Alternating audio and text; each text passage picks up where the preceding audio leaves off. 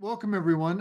My name's Jeff O'Keefe. I'm the executive director of Zen Peacemakers, and I'm delighted to see everybody. What a nice turnout, and I'm most delighted that our good friend Ruth Wallen is here again. I think we were together last year, perhaps 2 years ago.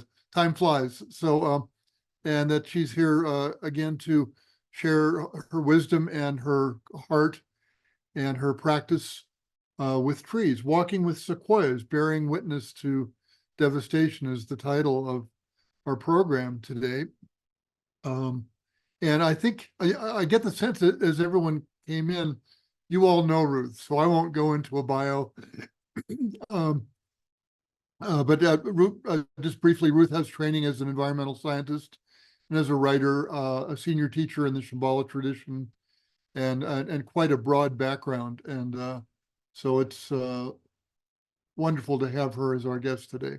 So Ruth, Michael Wallen just joined. Maybe this is family. I don't know. So I'm going to mute myself and hand the talking stick to you.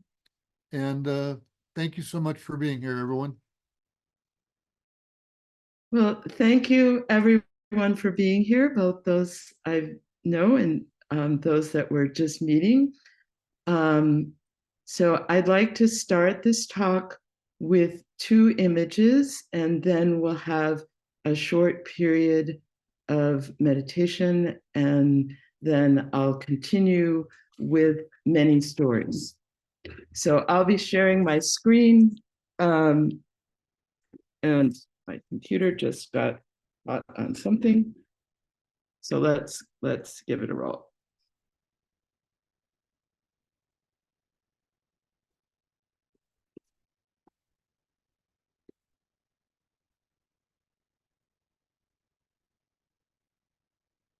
Okay, can everybody see? Great. Okay. And you can hear. So we'll start with two images from August 30th, 2020, Kings Canyon National Park. Pictured here is the General Grant tree. It's the second largest living sequoia, which means the second most massive living tree.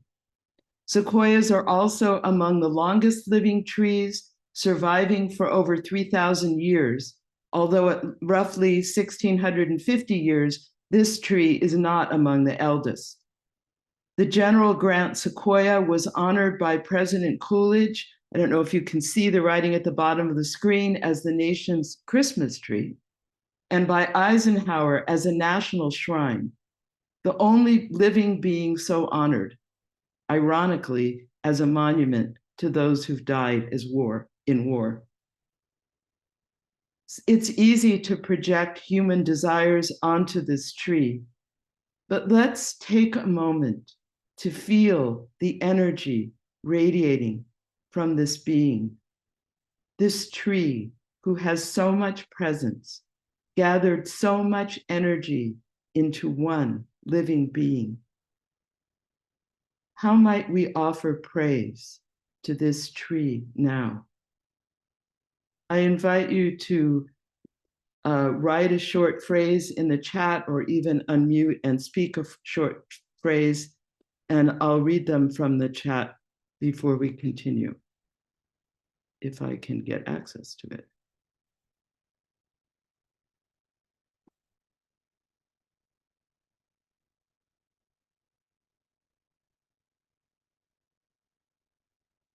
So one thing, okay, here it is. So anyone, if you could offer praises to the tree in the chat, we might sit at its feet.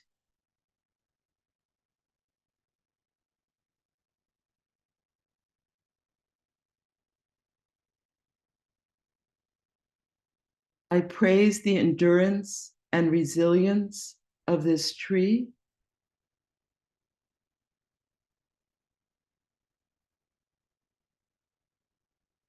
While we're waiting, it's beyond our memories, I'll add that it sits in a grove when many other trees were felled. So I also honor its resilience. Know that the yellow at the top of the tree is just because of the time of day, not because of the health of the tree. Honoring this tree with admiration of its slowness and solidity.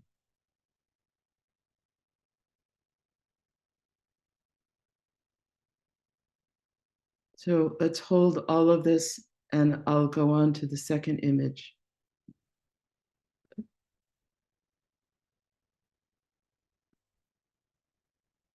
So the second image is of the Mark Twain stump. Sequoias are not only among the longest living beings, but are among the most persistent relics. They're notoriously resistant to decay. So actually, the first trail after you enter Kings Canyon National Park is called the Big Stump Trail.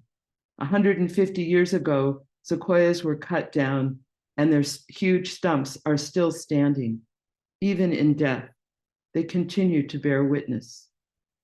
As explained in the interpretive panel nearby, the Mark Twain tree was felled in 1891 as a near perfect specimen, lacking fire scars common to most sequoia. It took 18 or 13 days, depending on the source, of agony of boring and sawing to fell the tree. The basal section of the tree still lies in the American Museum of Natural History in New York, and the next section up in the British Museum in London. The rest was used for grave stakes and fence posts, as was most sequoia lumber, since the trees tend to fall when they're shattered. I offer 3 memories held in this stump.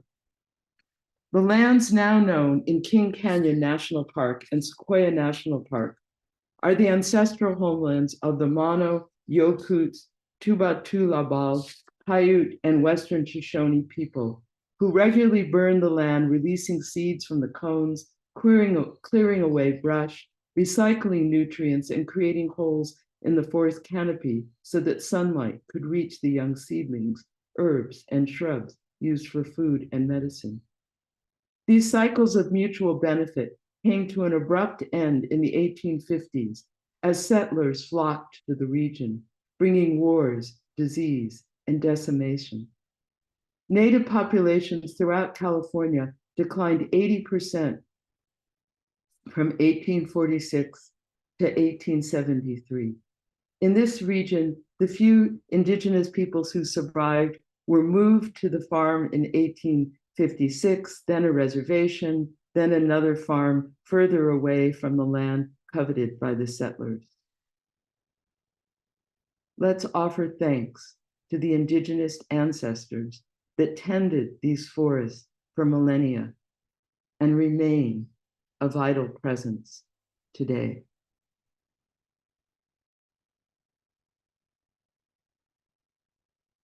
Remember also the European ancestors who displaced the indigenous inhabitants, establishing fertile sawmills in the Sierras and farms in the Central Valley below.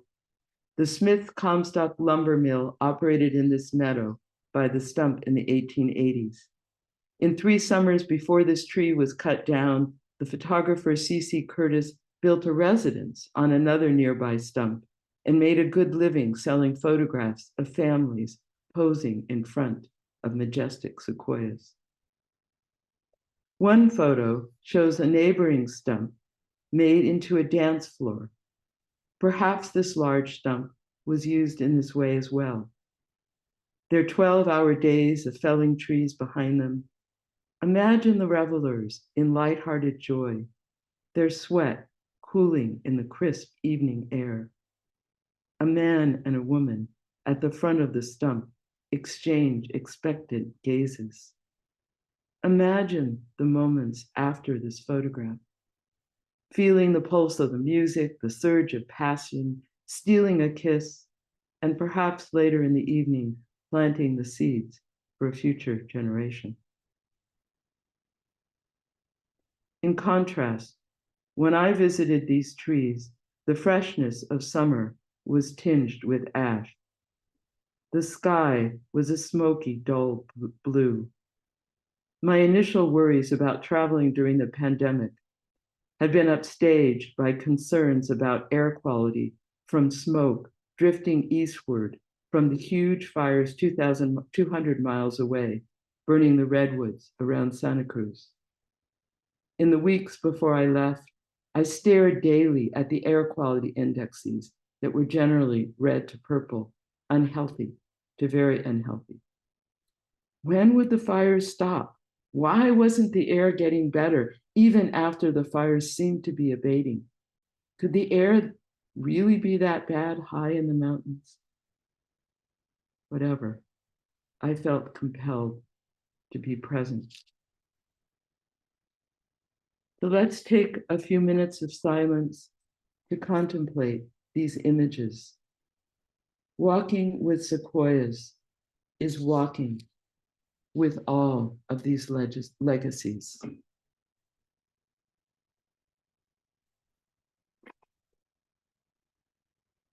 You might even imagine yourself, as I did that day, lying on the top of the stump, opening to the sky, and letting all of these legacies permeate your being. As you breathe in, letting the air nurture every cell in your body, and breathe out into the space around you.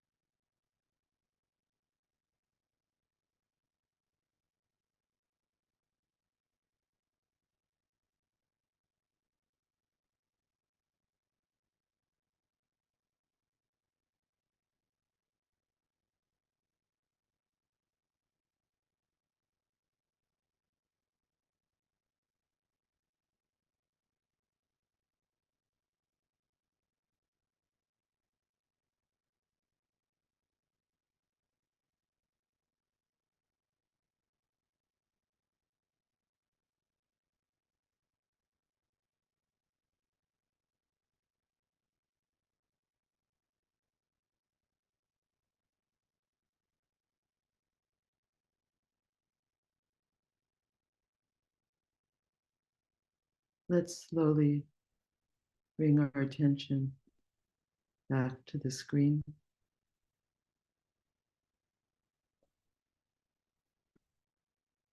And let me share a bit more background. So as many of you know, I've been walking with trees for over a decade, grieving the dead ravaged by urbanization, globalization in the form of introduced species, and climate change in all of its guises, including drought, beetles, and fire. I come to bear witness with all of my senses, and from a place of deep listening to share insights around possibilities for healing and regeneration. So I'll be sharing my experiences in text and images. And as you can see, the images are photo montages that offer incomplete but intimate views by combining glimpses from differing perspectives, as opposed to the sublime aesthetic that's often embodied in heroic landscape photographs. So I started walking near my home in San Diego County. Some of you heard a talk that I gave 2 years ago about the oaks near my home. And I began journeying further north in 2016, motivated by reports that severe drought from 2012 to 2015 had caused massive mortality. Over 100 million trees in California forests since the beginning of the decade. 62 million trees perished in 2016 alone. Lack of water made the conifers more vulnerable to bark beetles. Ponderosa and Jeffrey pine, followed by sugar pine, succumbed in the greatest numbers, but plenty of incense cedar, white fir died as well. In 2016, when I first visited Alta Sierra near the southernmost point of the Sierras and closest to my home, it looked like fall colors, as you can see here, in the middle of the summer. The mountainside speckled with orange cones. Perhaps 40% of the trees had perished. By the next summer, 2017, the statewide mortality climbed to 129 million. As trees shed their needles, orange began turning to gray, and the dead trees became less noticeable. Only the sequoias, which tended to grow in the wettest areas and have very efficient root systems to capture what water is available, seemed invincible. However, by 2019, when I first met the sequoias in the National Forest, reports of beetle damage had emerged, suggesting that even the sequoias weren't impervious to the changing climate. Although this talk will focus on these icons, it's important to consider the health of the entire forest.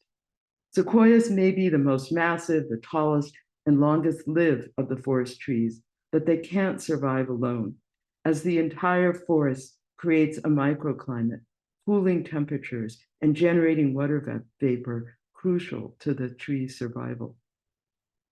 And other trees sport their own impressive statistics.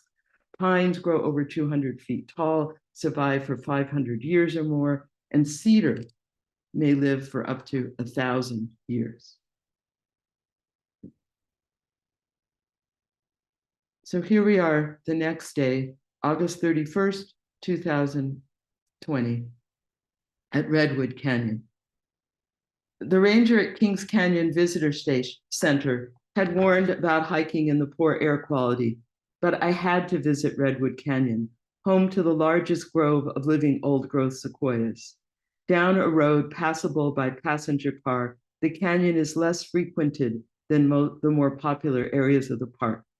I chose a 6.5-mile Sugar Bowl loop, which follows a ridge along one side of the canyon and then descends to follow Redwood Creek back to the trailhead.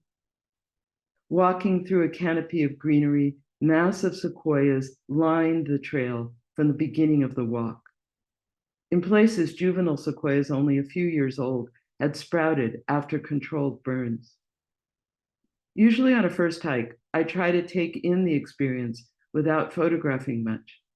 but this time I couldn't resist.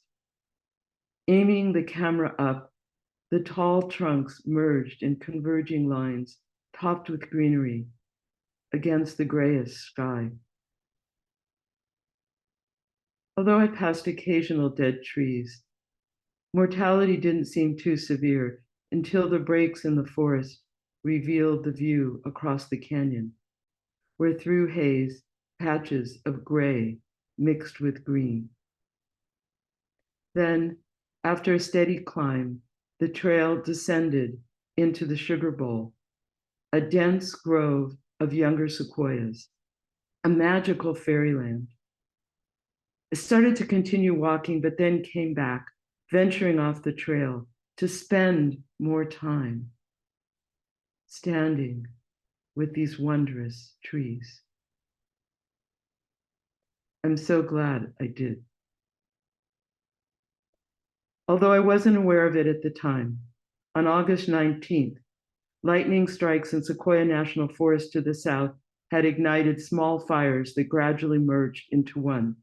The fires were small until 12 days later, when winds picked up and the fire burned past carefully constructed fire breaks, racing through the Freeman Grove and on to others miles away. The fire continued raging into October, scorching 175,000 acres and 22 sequoia groves. Unlike fires of the past, the flames climbed into their crowns, killing 10 to 14% of the total sequoia population. August 5th, 2021, Bear Valley Trail, Giant Sequoia National Monument. This is the southern portion in the National Forest. As you can see here, 2 years earlier, I hiked the first portion of this trail concerned about conifer mortality, which you can see plenty in this top photo if you look closely. So now I continued further up. As the trail became steeper, the scene was bleaker. The tangle of bare branches gave way to thin, charred shafts. Hiking over a rise, I came to taller poles. I imagined pines, fir, and cedar, but couldn't tell which was which. One trunk was thicker than all of the others. High up, stubs of branches jutted out to the sides. I'd come to the McIntyre Sequoia Grove. Wisps of smoke wafted from the ground. Almost a year later, the fire was still burning. A cauldron of smoke surrounded by towering blackness. There was another sequoia near the smoke, actually two, a second behind the first. These two had many more branches, some still covered with clumps of brown foliage. To the left was another sequoia, completely black, the top of the tree blown off. These were the trees that survived countless fires, living for thousands of years. Now, all was blackness. When I found the path, it continued in the direction away from the smoke, zigzagging up the hillside. To follow, at times I had to look to the slope ahead to see which direction it was headed. At times, down at my feet, to follow the faint indication in the dirt, while careful not to step on the seedlings sprouting from the ash and brown needles. In places, the seedlings grew so dense that it was almost impossible to avoid them. I continued upward past one huge sequoia that had shattered. The trunk was sheared off, revealing the bronze interior with huge shards of the tree scattered on the ground. Come, sit with me by this tree as we touch the death and loss on our in-breath and listen. It's impossible to tell how old this tree was when it died, but many of its neighbors, surely been over 1,000 years old. 1,000 years. All the models of future climate only go to the end of the current century. Long past any of us will be alive. My daughter or daughters, possibly, if they are gifted with a very, very long life. Imagine 1,000 years of frozen winters, spring rebirth, and summer sun. Only about 10% of the foliage of a sequoia needs to be spared fire for them to survive. Looking up, a couple of sequoias in the distance might have a chance to pass their wisdom to the next generation, perhaps live for another 1,000 years. But the seedlings were calling me, are calling us to look down. Sequoia seeds only germinate after fire. The seedlings at our feet are less than 2 inches tall. Despite those who say that the fire burned so hot that it destroyed all the seeds, here they had germinated by the thousands. Now these seedlings are asking for a commitment to be passed from generation to generation of human beings, to nurture this new generation of sequoia that you can see right here in front. For the next 1,000 years, to nurture these seedlings, we must nurture the earth, honoring and repairing the life web. How might we begin? Refrain from cutting the remaining old growth or clear cutting any trees to preserve the integrity of the ecosystem, both above and below ground. Make an active commitment to heal all the areas that have been ravaged by clear cutting. Consider also the sterile orchards of the Central Valley. Driving through the valley en route to the Sierras, the air is so choked with smoky haze that it is a marvel that the miles and miles of monocultures in the center of American agriculture can grow at all. Think like a tree seedling. Think in tree time.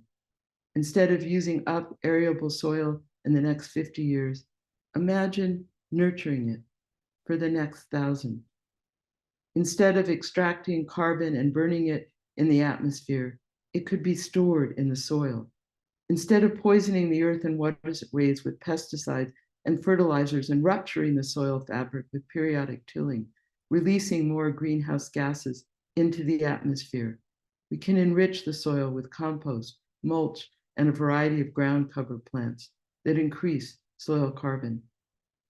Instead of sterile monoculture, reforesting with a diversity of native species or intercropping trees with a variety of agriculture plants allows each to contribute to the complex whole, adding minerals, fixing nitrogen, improving soil composition, or providing habitats for the natural enemies of pests. From backyards to small farms to the commercial agriculture of the Central Valley, the seedlings were calling us to make a commitment to nurture them by nurturing the earth for the next 1,000 years. The trees are crying out with ever increasing urgency. Later that summer, 2 new fires, this Windy and KNP complex, emerged, burning portions of the Sequoia Kings Canyon National Park and other areas of the national forest that had escaped the fires from the previous summer. In 2 summers, 13 to 19% of all living sequoias perished. July 18th, 2022. Stump Meadow, Giant Forest National Monument. This is the northern portion. What a profusion of treasures, a cacophony of color and form, clusters of tiny white flowers and dots of pink, purple, and yellow bobbing above hues of green, emerald, lime, jade, pale celadon, colored grass, leaves, and stems, giving rise to soft tassels, spiky barbs, and tiny seeds dangling like sparkles.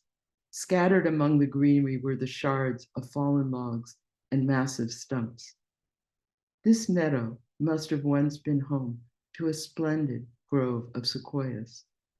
The trunks of the nearby trees were a reddish umber. Cedar, perhaps? However, looking closely, the tiny scaly leaves were not flat, but rounded spikes, characteristic of sequoia. These cone-shaped trees already towered over most of their fellows. Young sequoias, the once pillaged grove was coming back to life. An interpretive panel offered explanation. Converse Basin Grove, once the largest sequoia grove in the world, was bought by Charles Porter Converse and logged over a period of 14 years until 1905, when the mill burned down, by which time there were very few trees that were still standing, even though the logging operation was never profitable. Initially, the loss of trees caused the water table to rise, preventing regeneration in the meadow. Two fires in 1929 and 1955 burned logging debris and brush and generated ideal conditions for sequoia regrowth. Following the McGee fire in 1955, the Forest Service also planted thousands of sugar pines, Jeffrey pines, and sequoias. Now the huge meadow, dotted with massive stumps and logs, was ringed with greenery. Young sequoias, firs, pines, and cedar, interrupted only occasionally by the gray of beetle-infested limbs.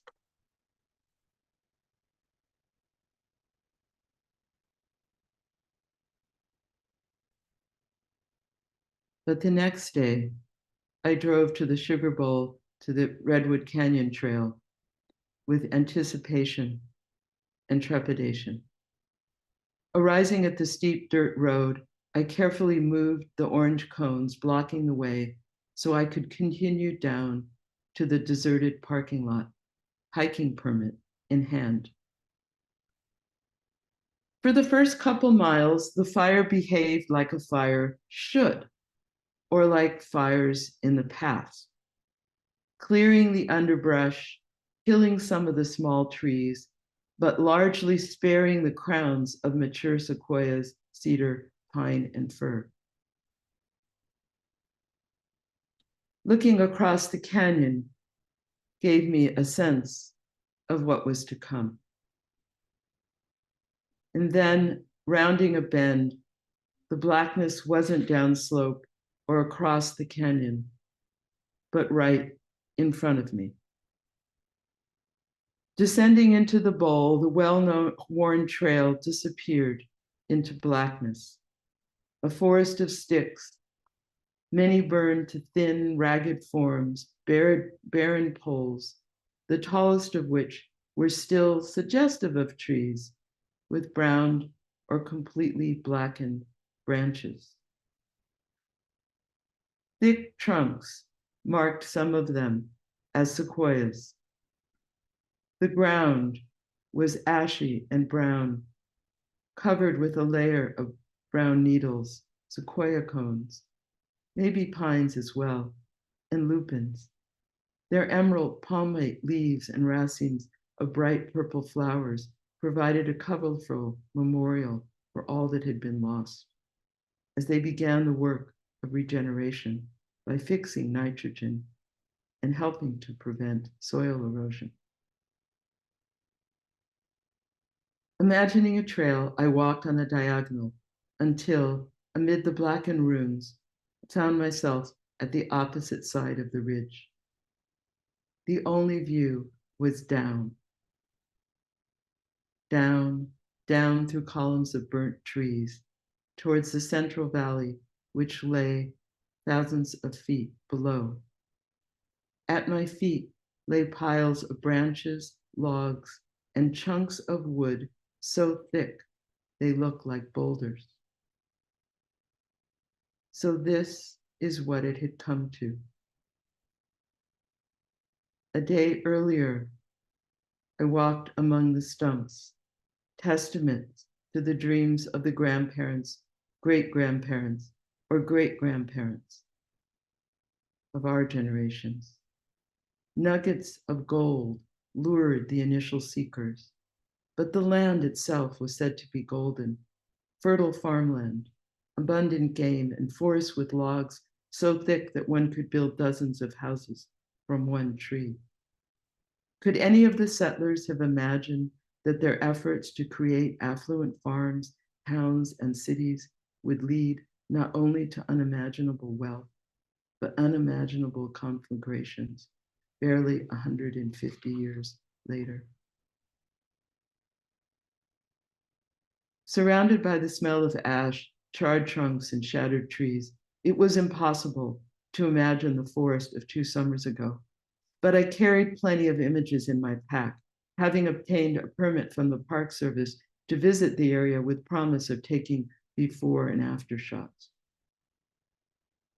The task was hopeless. There was no trail, and the trees were too heavily burned to retain distinguishing characteristics. The sun blazed hot in an almost cloudless sky. The lifeless trees amplified the heat. Thankfully, the air was still, as wind would increase the danger of falling branches, some the size of a typical tree trunk. I continued slowly, watching my step, mindful of sudden holes where roots had burned deep underground and the fire still smoldered. Completing the full trail was out of the question. The only choice was to stop and be present. I found a clearing with a large log and sat, staring at a few sequoia seedlings and several patches of lupin resplendent in the hot sun.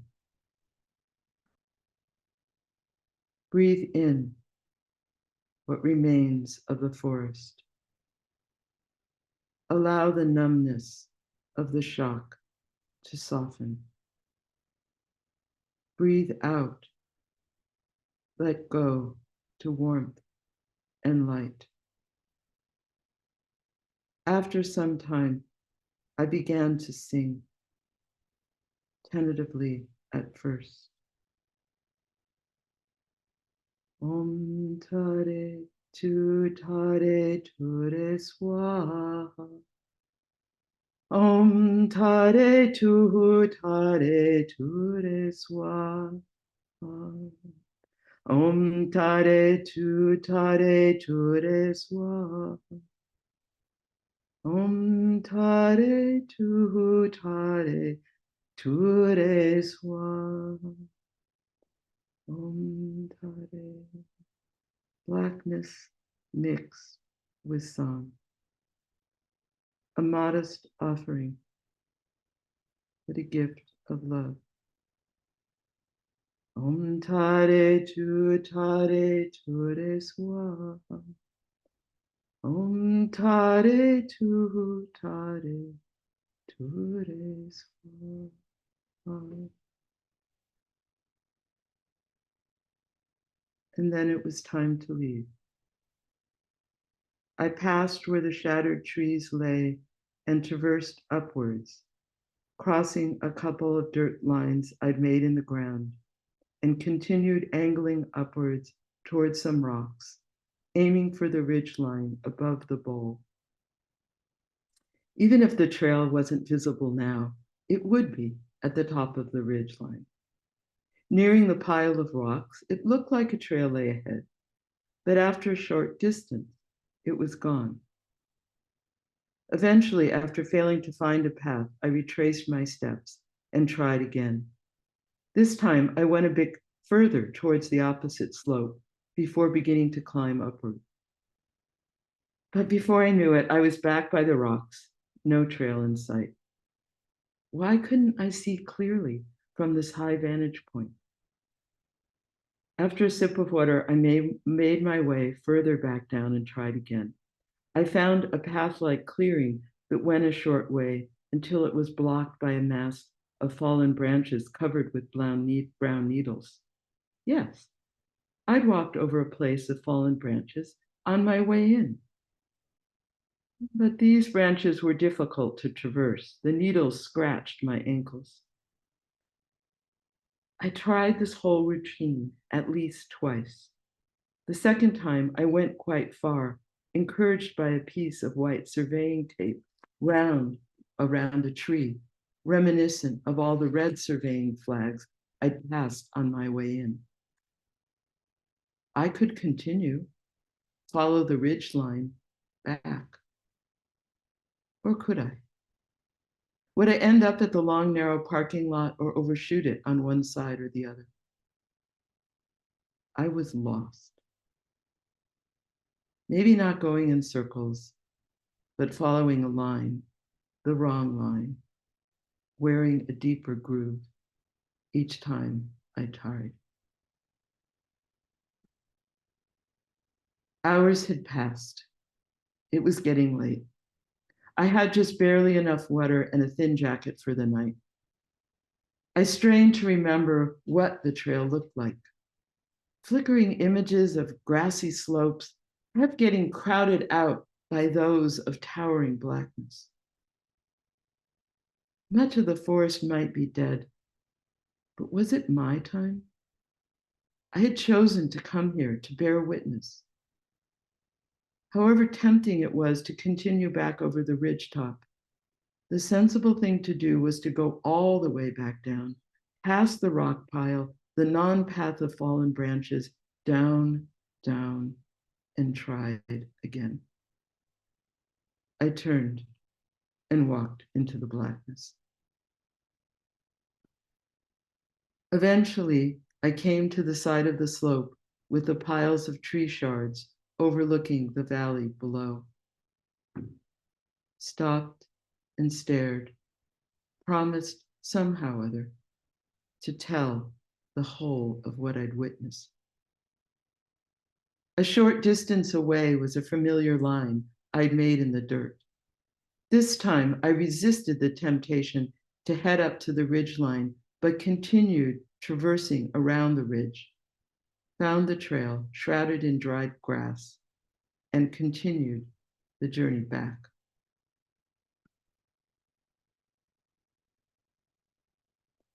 In the embarrassment of retelling this tale, I keep wanting to assert that I was never really lost, in that I always maintained some sense of direction.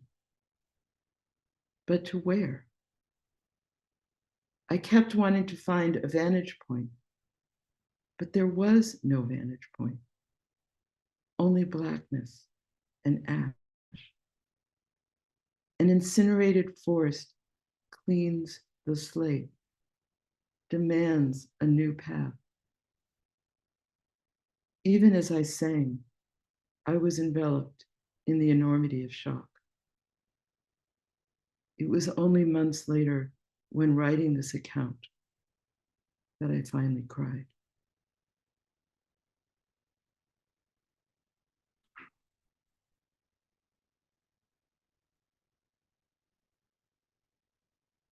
The next summer, I longed to see how the sequoia seedlings were doing in McIntyre Grove. Many campsites were available, but the trails I'd hoped to hike were still listed as closed, 3 summers after the fire. No wonder the campgrounds weren't popular. After a lengthy email exchange with my Forest Service contacts about getting hiking permits, it seemed that it wasn't the trails, but the roads that were the issue. Had I already forgotten about the reports of destructive flooding that followed the heavy rainfall in March 2023? Sequoia Crest had received 12 inches in one day. The rain melted the snow underneath, and it all cascaded down the mountains, reforming Lake Tulare in the Central Valley below. The warm March rains were followed by continued snowfall. On May 1st, the snowpack was still 254% above normal. By June 7th, Lake Tulare covered 178 square miles, reviving what was once the largest lake west of the Mississippi, extending at one point over 100 miles, only to be drained by the start of the 20th century by farmers eager for rich agricultural lands. The road leading from the Central Valley to Giant Forest National Monument was closed, but approaching from the southeast, it was possible to drive as far as Quaking Aspen Campground and follow a trail to the Freeman Creek trailhead. The next day, as a guest of a local resident, I could drive to visit Alder Grove in Sequoia Crest through the one open lane. Visiting McIntyre Grove would have to wait.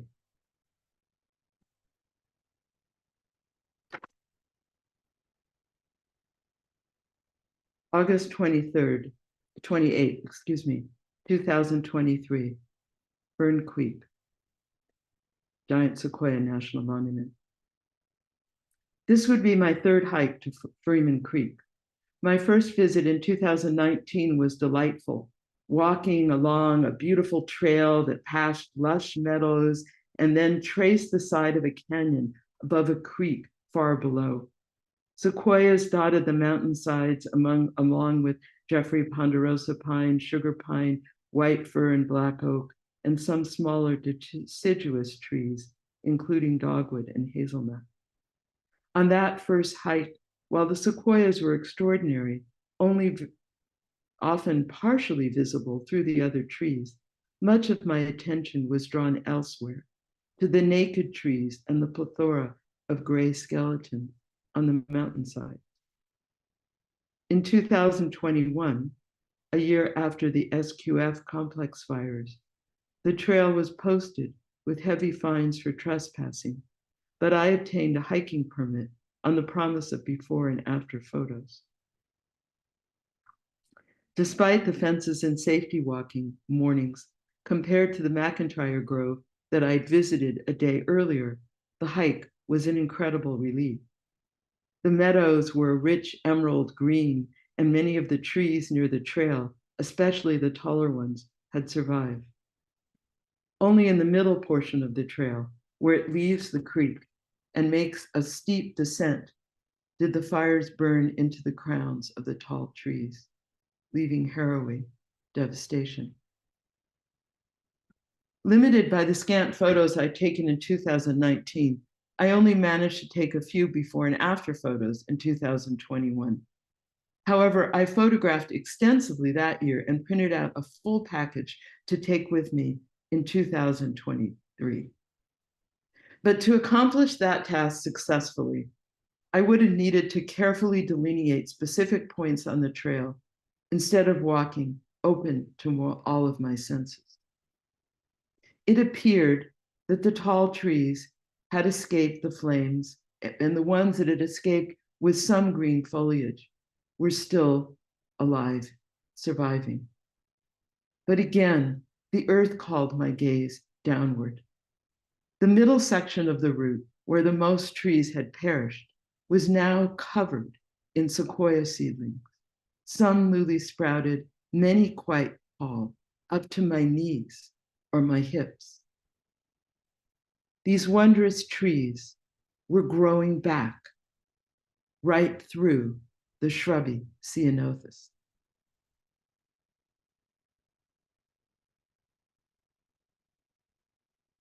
August 29th, Alder Grove, Sequoia Crest. The drive to Sequoia Crest was harrowing. In many places, half the road had slid over the cliff or was completely washed out by a creek, temporarily replaced with huge boulders and gravel. When I finally got to my friend's house, there was no one there.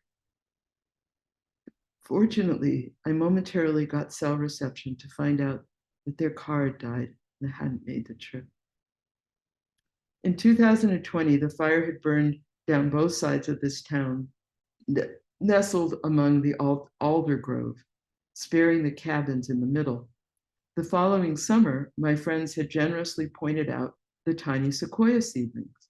Now I was eager to see them, as well as the extensive replanting undertaken by Save the Redwoods, which owns the redwood grove. A neighbor walking her dog pointed out the way, adding that where they logged the dead trees and planted seedlings, the ground was so hot that it had burned her dog's feet. Excuse me, that where they logged and then they planted seedlings, the ground was so hot. And no wonder.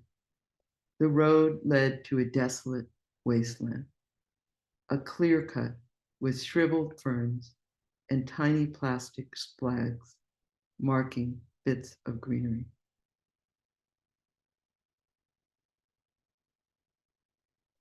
I sat, staring in the blazing sun, this time without worries about falling trees or losing sight of the dirt road back. But what of the way forward? A forest after a fire is still a living system. Business as usual will not save the forest. Salvage logging, compacting soil, spraying the ground with Roundup to avoid competition from other plants, destroying the life web will only bring the unpredictable disasters of increasing magnitude and frequency that are becoming more usual. The ceanothus that carpet the land after fire are native nitrogen fixers. Dead trees along roadsides are hazardous and need to be felled, but they could be left to help hold soil, slow the flow of heavy rainfall, and replenish soil nutrients as they decompose. Can we honor the sequoia with the one branch clinging to life and the needles, the seedlings, that have started to regrow? Last year's abundant precipitation was a gift of hope and healing. Following the devastating fires, a lake was restored. May falling rain bring fresh drinking, the will to nurse the soil and water to health, the will to restore wetlands, areas of groundwater recharge, and some of the lake to help cool the surroundings. Om Tare Tu Swaha. Om Tare Tu Swaha. My heart aches. The impulse to plant trees is laudable, but rupturing the soil fabric is not helpful. What is it that is asking to be planted and regenerated? That we can pause, listen attentively, and learn to think like a forest before we act.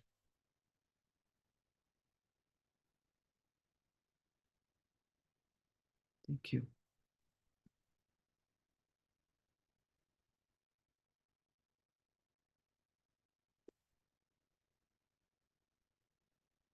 Thank you, Ruth. Would you like to take questions and comments at this point? Oh, I'd love to. It's very hard reading all of this and not being able to see you on the screen while I'm reading. But yes, please, any comments, questions, thoughts? And I think there are folks with their cameras off, so we won't always be able to see your hand. But if you'd like to wave your hand, if you have a comment, or if you use the electronic hand under reactions, we'll be able to see that. And we've got another 30 minutes or so if we'd like to, to share some questions, reactions, feelings about what Ruth has shared with us. Please.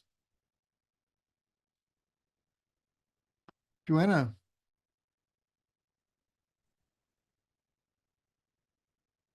You'll need to unmute yourself, Joanna. Thank you. There you go. It's actually Mary. Hello, Ruth. Oh, hi, Mary. Hi, Mary. This was just such a remarkable experience to see this succession of images and hear your so well chosen words about them. But one of the things I most appreciated was the ability to pause and ponder in the course of your talk. That it's so easy, I think, for all of us, just as we have been numbed by other kinds of events in our world. It's so easy to see the pictures of what we have seen before, a burned tree, and pass on to the next thing. And this opportunity really to dwell on what is happening and to hear the seedlings speak. It was really just a remarkable experience. Thank you so much. Thank you.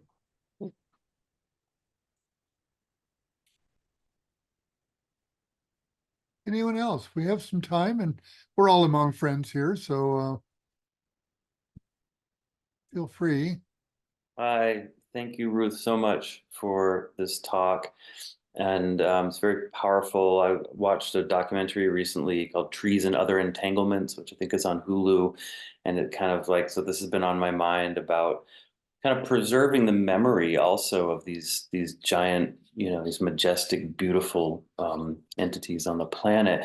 And I'm kind of curious, from a visual art perspective, there was one image you showed of the McIntyre Grove from 2021 that really struck me. I think it had to do with what you were saying at the time, but also just the way you compiled the imagery for that grove.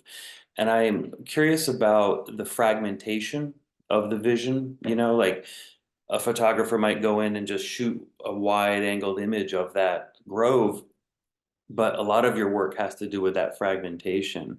And I'm wondering about the kind of trapping in memory of that experience. And I just wonder if you could speak a little bit to what that method is like for you, like how fragmented is fragmented enough, how much is too much, like what is your approach to compiling those images to capture the story? Thanks for that question, Andrew. Lovely to see you. I tend to work intuitively, and I was a little worried because the images are mostly big. They're like 4 feet tall, and they're like 40 by 60 inches. That kind of, some of them are 40 by 40, some that kind size range. And I say that not because bigger is better. I generally respect small. But seeing them on a small computer screen doesn't give their full impact. And I think I need to think more about how to work with that. But basically, my feeling is that memory comes in fragments. And particularly, I think we've gotten used to seeing these, as you say, wide angle, grandiose visions of landscape. And if you read the aesthetic philosophy behind those kinds of images, it very much talks about like looking from a distance and being awed and being overwhelmed, but being safe, and almost about an absence of feeling. So that's not what I'm after. So even, it was very difficult to go back and make the images from the forest in 2020 because I didn't have enough images of the sugar bowl. And like redwoods are huge. You usually can't photograph a whole redwood anyway, or a sequoia.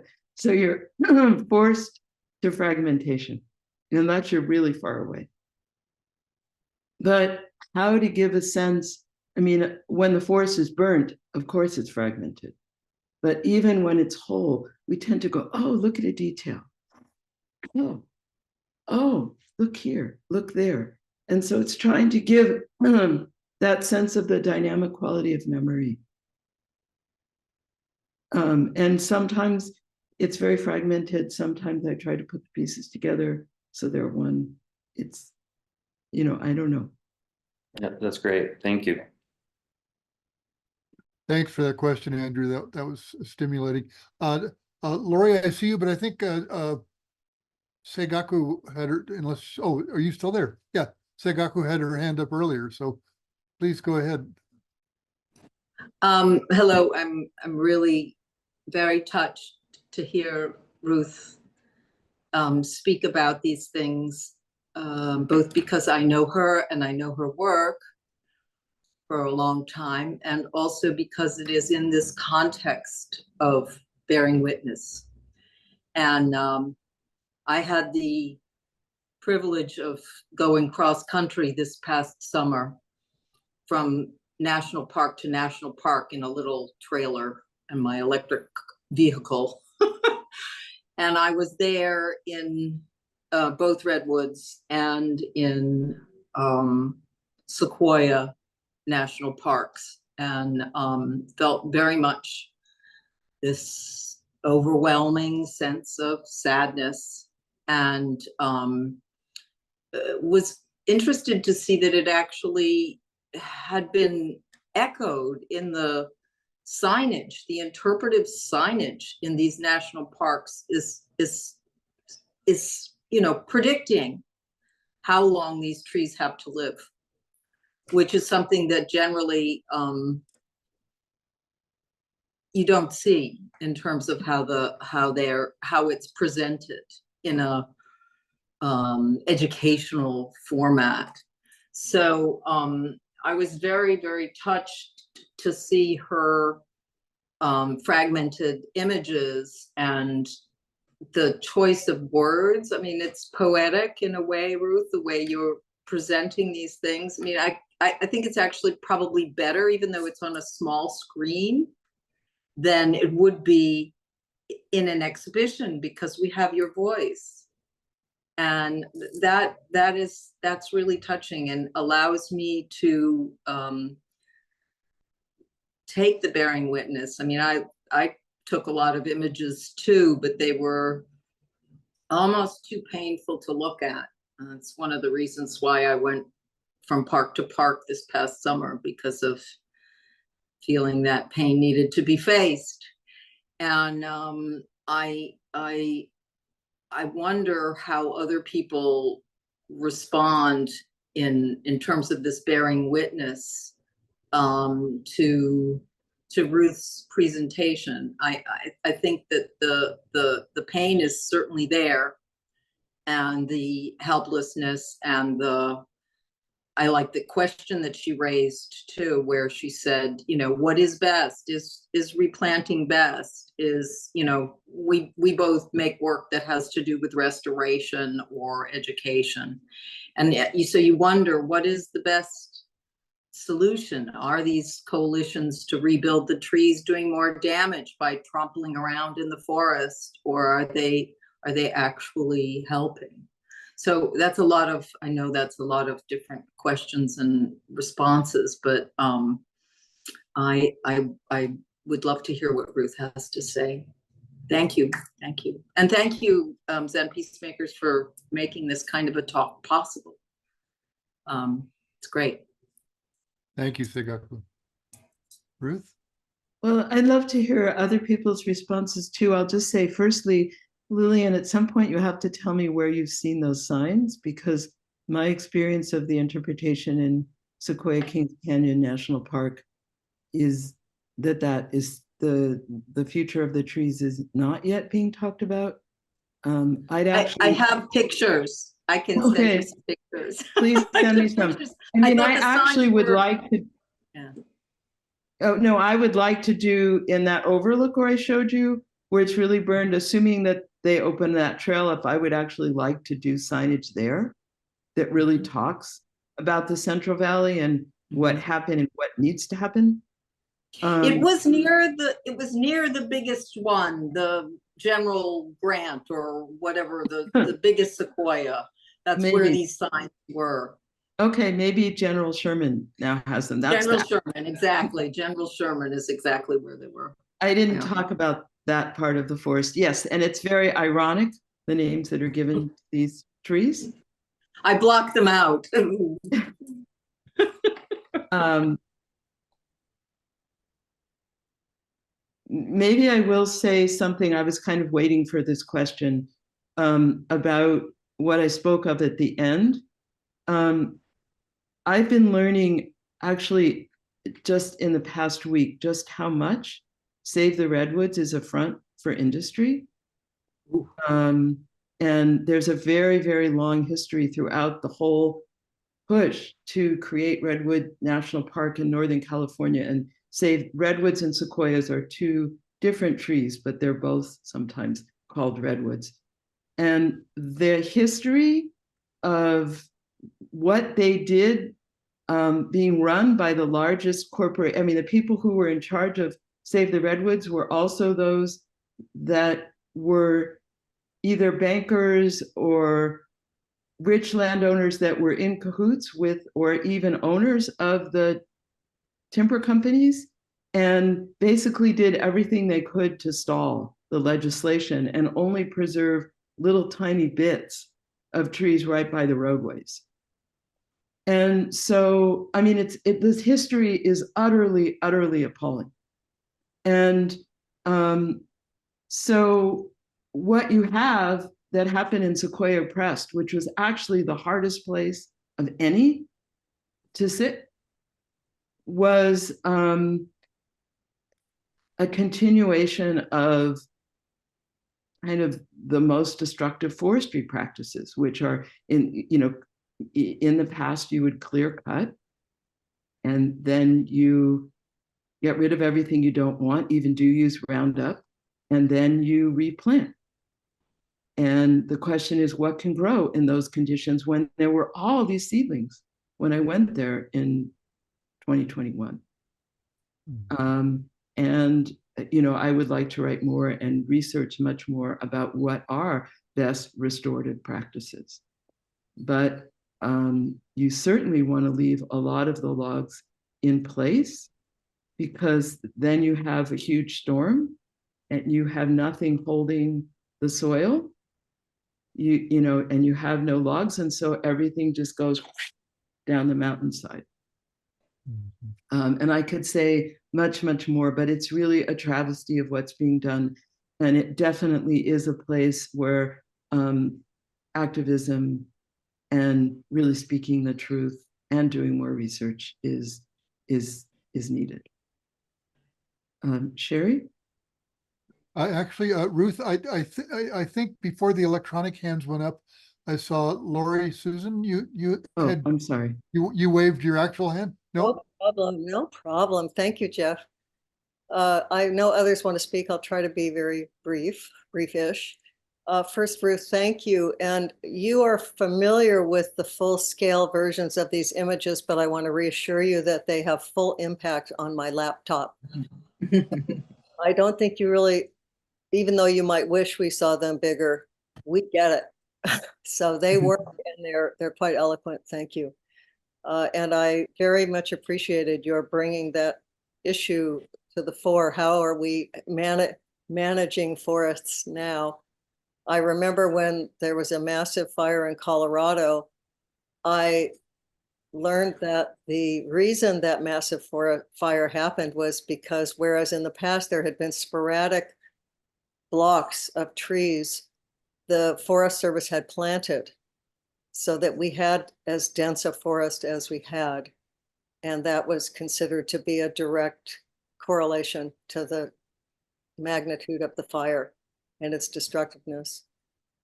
I also heard right after that beavers, by building their waterways, they create pockets of tree growth, and they insulate those pockets from one another in case of fire.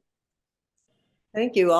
My reaction here is, how can we share this talk more broadly? Thank you so much. Really, we've all heard some of this. We've all been shocked by some of it and fearful of some of it, but you've articulated it so well. Thank you. And before we move on to Sherry and Pasquale, to answer your question, we are recording this, And within a few days, it will be on the website under the media library. And you can send an email with a link to the 3,000 people on your social media or your email list and share this far and wide. So we encourage people to do that. Yeah. Thanks for asking. Sherry Helms, please. Yeah, I can sort of ditto a lot of things that have been said. I'm in Colorado, which is certainly becoming fire country, but I lived for about 15 years in California. So those trees and the sequoias are very personal to me as well. And I kind of grew up in my 20s, and I feel like I grew up with those sequoias. So it's been very touching how you've brought this forward, Ruth, and I thank you very, very much. And I feel like you know, there's a certain ancestor quality that I really feel like needs to be emphasized. That this healing is generational, it's ancestral, it goes way back, and so I just not sure how that can happen. But one way is for this to be seen more widely. So I'm glad that it is going to be online, and and I guess I also feel that it comes through even on this screen, the feeling quality of it. I just want you to know, Ruth, that happens, and that it wasn't like, I mean, certainly I found myself jotting down dates and times and those kinds of things, but I just stopped doing that because I just felt it in my heart, what is happening. And it's very sad, but it's important for us to feel the grief, and it's really possible to feel that even on my Mac. You know? So I'll leave it at that, but there's something about how do we nurture the seedlings, because those are our future beings and they're our ancestor beings. So that, I think, is a collective conversation that needs to happen. And I was somewhat curious about you know, all the gross things you're saying that they're doing, but if some of the park rangers that you made these connections with on a feeling level, I can't imagine, did you get that from them, that it wasn't just the facts they were talking about, but did they have on a feeling level, how did some of those rangers respond to what you were doing?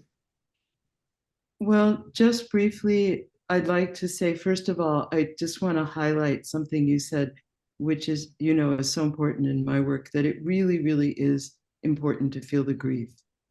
And I think that's also where Buddhist practice comes into play, because that can help build the capacity to be able to stay present. And unless we can stay present with what's happening and face what's happening, we can't change. So I wanted to highlight that. I also wanted to say that Save the Redwoods is a private organization. They did do what they did in concert with the Forest Service. I really wanted to do want to do more research, and was hesitant to be too critical, except the more I sat with it and the more, I mean, I have been researching all this stuff for a while. I do feel like that their practices are wrong and need to be called out. But their Nate Stephenson, who's one of the Park Service rangers foresters who's written a lot of the research. I've only talked to him through email, but from what I've read of his interviews, I mean, he talks about crying and being absolutely heartbroken. He's lived with these trees all of his life. So it's really important to respect the people that work there. And I think that people actually do have a deep connection. And I felt, though, unfortunately, all of these people I still really only have email relationships with, but I felt very supported from all the Park Service and Forest Service people that I've worked with. Yeah. And it's also, I will say, having worked for the Park Service in my 20s, it is always a little dance in terms of who's in power in the administration about what one can and can't say. Yeah. Thank you. That's helpful, Ruth. Thanks. Thanks, Sherry. Thank you, Ruth, for that. And I want to be respectful of my pronunciation. It's Pascal or Pasquale. You can let us know. Go ahead and unmute yourself. Good morning. Thank you. Yeah, it's Pasquale. Oh, good. Thank you. Thank you, Ruth, and thanks to the other people who have brought up some questions. Before moving to California, I lived in British Columbia, where there are similar issues having to do with the forest and the environment in general. I worked for Environment Canada for a number of years and then left that.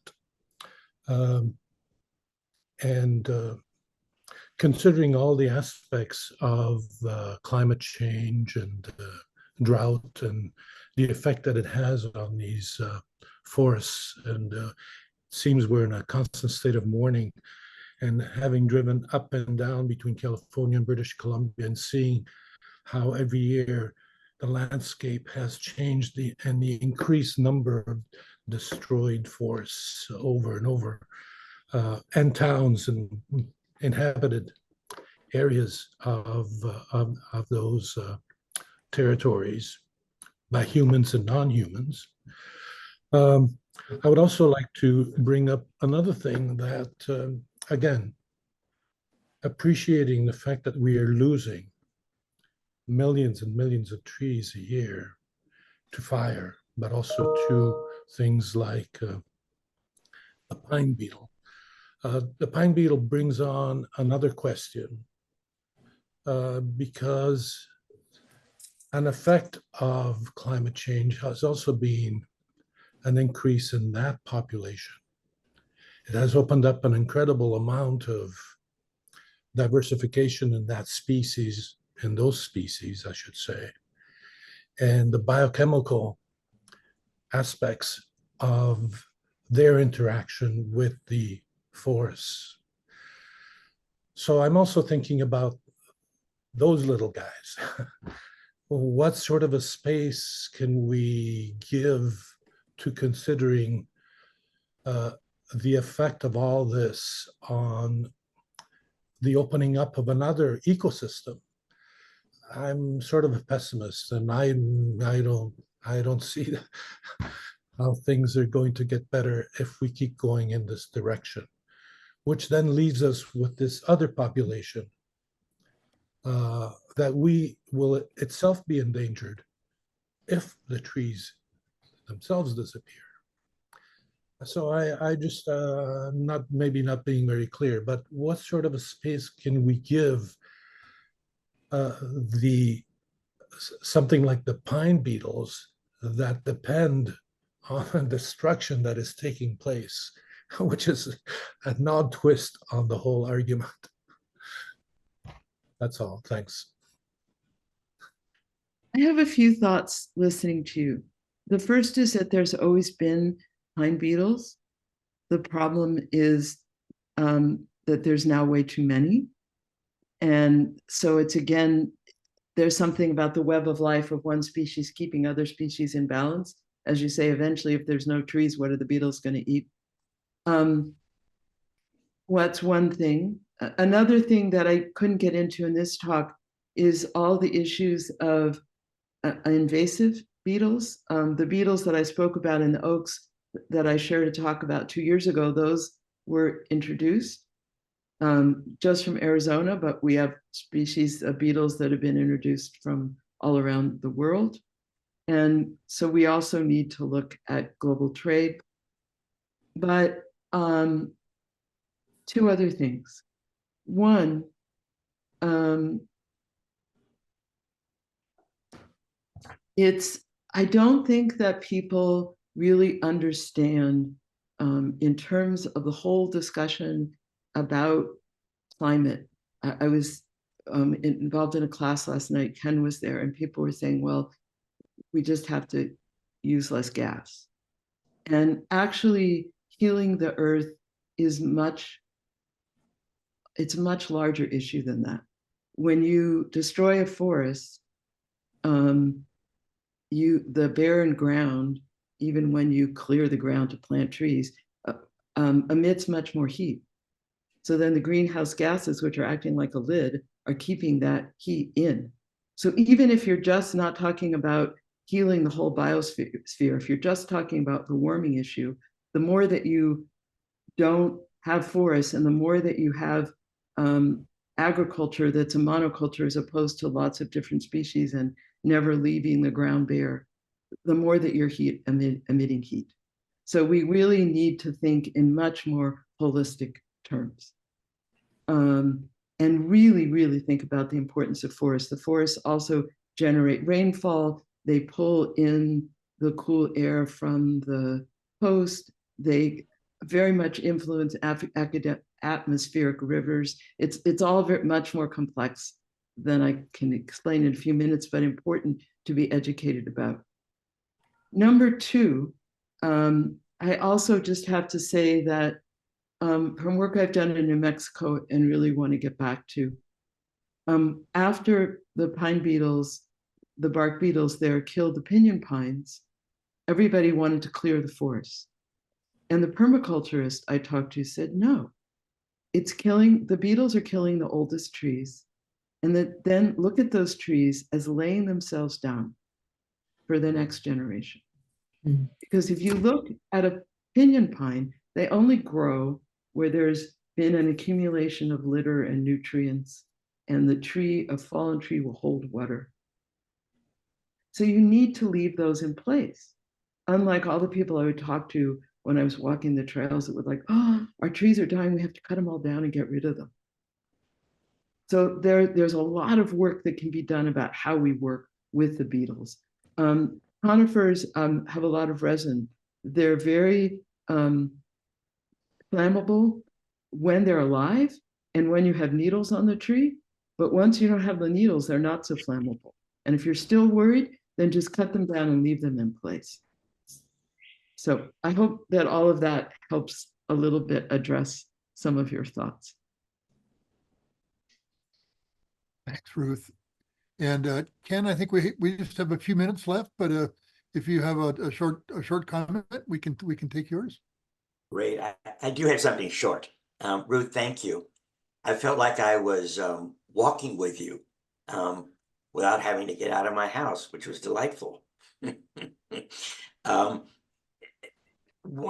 question I have is the song that you sang was actually even more impactful for me than the visuals. I just felt so much more in touch with my sadness and wondering what that was that you sang. Some of you may recognize I was singing the mantra for white tar practice. I regularly do white tar practice with the trees and actually had started doing it a lot when I was in Colorado. I was a fellow at Naropa Institute 2 years ago, which is where I learned of Jeff and met Sherry and got connected with Zen peacemakers. And I would go with one or two people. There was a very small, just a very few acres of a fire that burned in Boulder, the NCAR fire. And we would go and sit with that fire and practice white tara. And that day when I got to the Sugar Bowl, I had no idea, I had no plan other than to go. And I got there and it was like, what can I do? And I really can't do anything, but I thought, oh, this is what you've trained for. Sit down and sing. Mm. I don't know, but people say that, trees certainly emit energy if you can feel the energy that comes off from trees. So it was just, all I could do was sing.